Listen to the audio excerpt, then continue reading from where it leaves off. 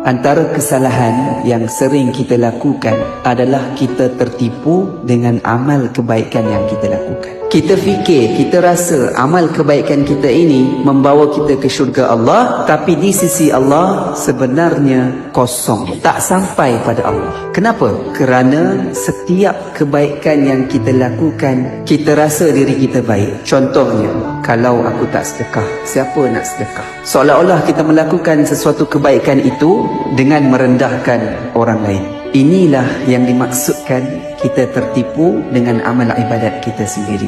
Walaupun riak itu terselindung, tapi boleh mengurangkan pahala amalan kita.